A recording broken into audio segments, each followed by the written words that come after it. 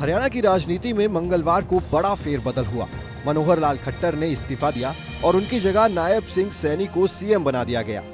लोकसभा चुनाव से पहले इतना बड़ा फेरबदल राजनीतिक जानकारों को भी चौंका रहा है। नायब सिंह सैनी के बैकग्राउंड और राजनीतिक ग्राफ को देखें तो ये साफ है कि उनका चेहरा आगामी लोकसभा चुनाव में बीजेपी को बड़ा फायदा दिला सकता है।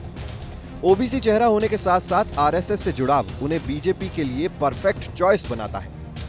नायब सैनी बड़े ओबीसी नेता हैं। हरियाणा में जातिगत जनगणना तो नहीं हुई, लेकिन पिछले साल परिवार पहचान पत्र स्कीम के तहत सामान्य, एससी, बीसी और बैकवर्ड क्लास के परिवारों के कुछ आंकड़े सामने आए हैं। उन आंकड़ों के आधार पर अनुमान है कि हरियाणा में पिछड़े वर्ग और एससी मिलाकर 51% हैं।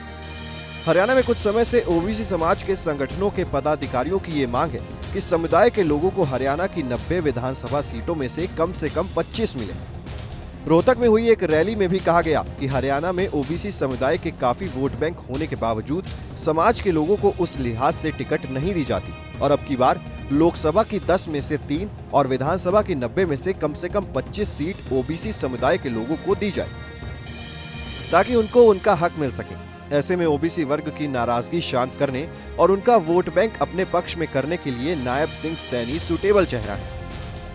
नायब सिंह सैनी के बारे में बता दें कि वो अंबाला लोकसभा के गांव नारायणगढ़ के रहने वाले हैं। 25 जनवरी 1970 में जन्मे नायब सिंह ने स्कूलिंग बेशक हरियाणा से ही की, लेकिन आगे की पढ़ाई बिहार के मुजफ्फरपुर और यूपी के मेरठ से की। इस तरह बिहार और उत्तर प्रदेश से भी उनका जुड़ाव है।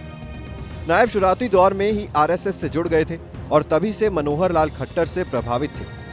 उन्हें शुरू में बीजेपी युवा मोर्चा का कामकाज देखने की जिम्मेदारी मिली।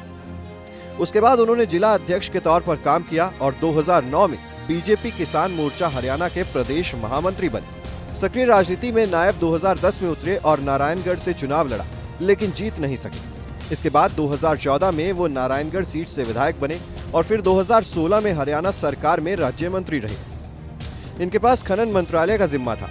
इसके 3 बरस बाद पार्टी ने 2019 में उनको कुरुक्षेत्र से सांसदी का चुनाव लड़ाया और उन्होंने शानदार जीत दर्ज की।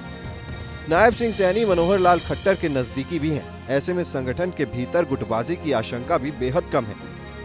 यहाँ ये बात भी जरूरी है कि मनोहर लाल खट्टर 9 साल से हरियाणा के सीएम थे। अब लोकसभा चुनाव में ये सीएम बदलने वाला दाव कितना फायदा दिलाता है, ये तो समय ही बताएगा।